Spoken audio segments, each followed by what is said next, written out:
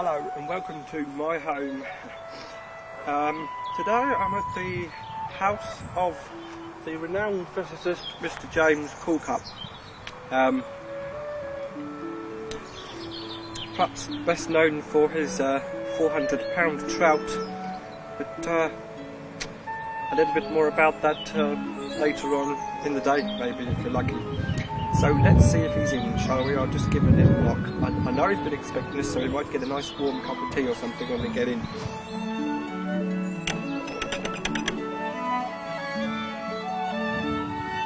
Taking his time a bit, but...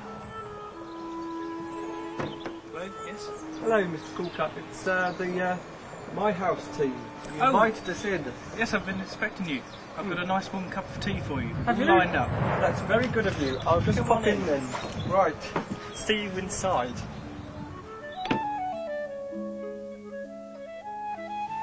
Yes, take a seat. Oh. Well, I must say, you put on a nice spread for me. Should be just about brewed up nicely. Lovely.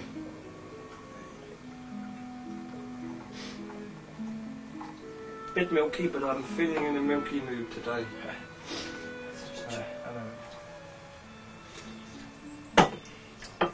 Ooh, a lovely cup of tea. Got any biscuits?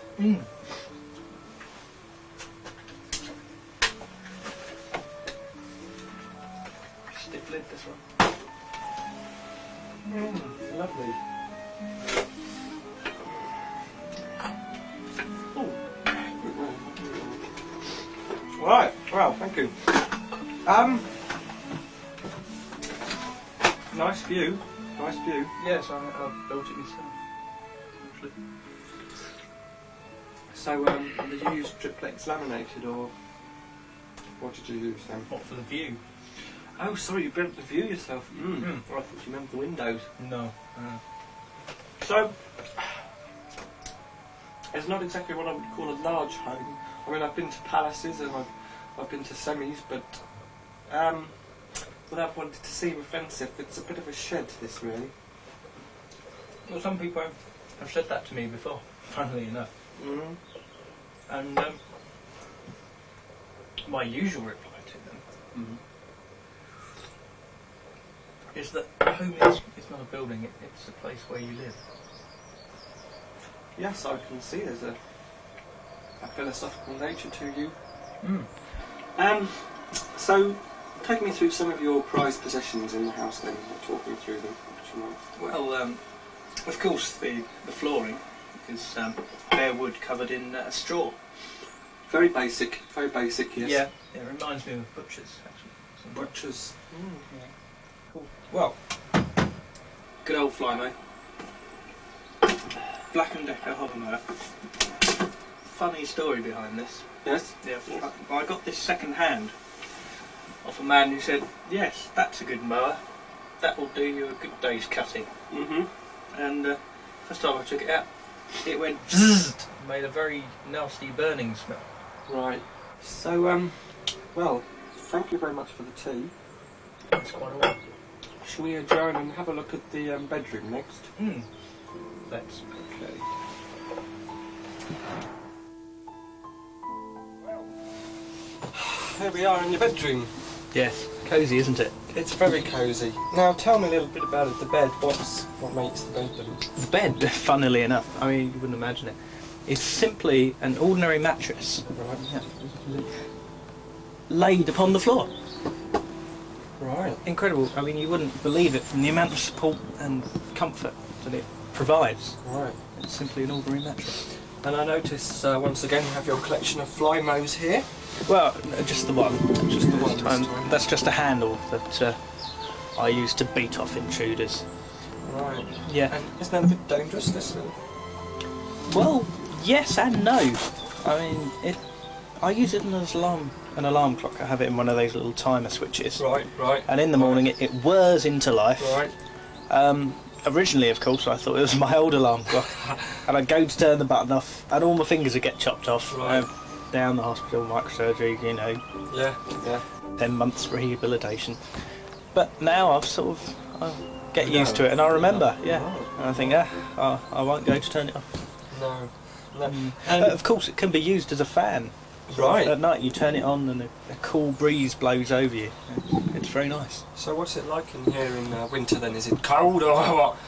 Well, the walls, as you can see, aren't particularly thin.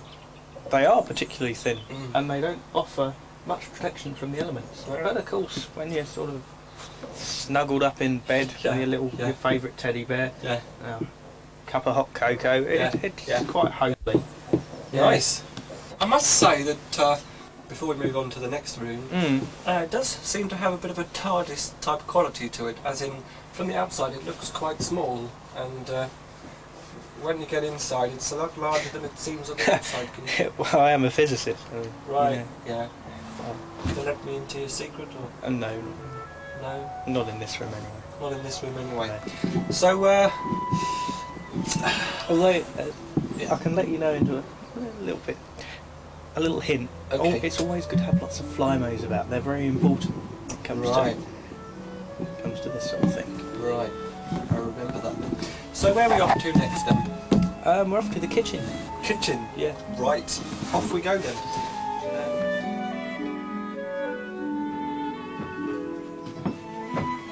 Follow those stairs we can. Right, here we are in the kitchen then. We are. Yes. So I don't have a cooker or any cooking utensils. I do all my cookery on an open fire in the garden. Right. But a knife, cutting, fork, for forking, and a spoon for heating up my soup or stirring my Horlicks. Well, that's it really. There you go. This is the kitchen. I expect you can really relax in this room.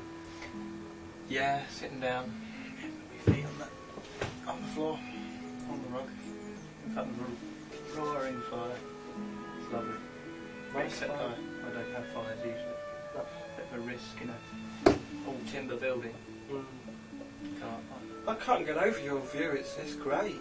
It's grand, isn't it? That's about how much it cost me as well. Really? Yeah. All the astroturf and the paintings of trees and stuff. Yeah. Very expensive. So this is your favourite room, I would think. There's a nice collection of fly-mows over there which you can't see. Yeah, I think so. It's very nice. No? Just Please do.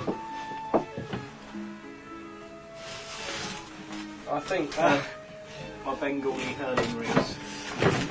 these are, some might say eccentric, but I think they're great. How much did you pay for these? They look like they're made out of snake skin, am I right? Yeah, they are actually. They train the snakes to grow in that shape. Yeah. And when they shed their skin, they peel it off and glue the ends together very finely. And then they use them to catch gazelles. Right. Tossing them and they get them round the neck. Well, thank you very much. That's all right. For letting me come along and see your house.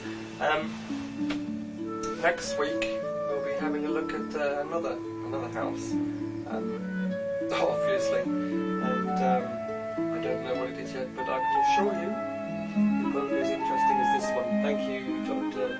James Coulter. Dr. James Coulter.